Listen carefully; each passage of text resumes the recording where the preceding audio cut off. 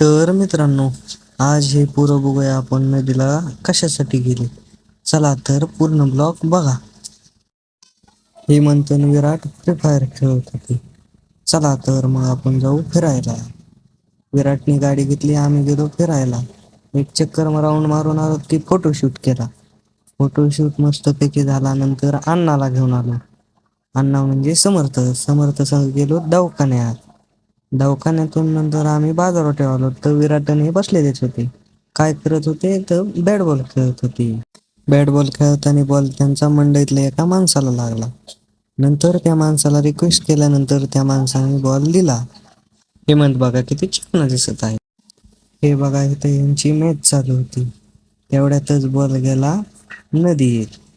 सगळे पोरं गेले बॉल सापडायला, नदीत उतरले. बॉल सापडून सापडून शेवट त्यांनी बॉल सापडूनच आणला आणि धावतच वर पळत आले. लगेच त्यांनी दुसरा डाव चालू केला. पण कशाचं काय, विराटला कॅच घ्यायचा होता पण बॉलच दुसरीकडे गेला. सत्यवान आणि हेमंत हाय करत आहेत. तेवढ्यात आला आईस्क्रीमचा गाडा. हेमंत म्हणत होता सत्यवानला, आईस्क्रीम घे. हेमंत म्हणला, जाऊन द्या आईस्क्रीमचं, चला तर घरी. हेमंत खेळत होता फ्री फायर. म्हणलं खेळू द्या आता. चला बाय, तर आपण भेटू पुढच्या ब्लॉकमध्ये. लाईक फॉलो करायला विसरू नका.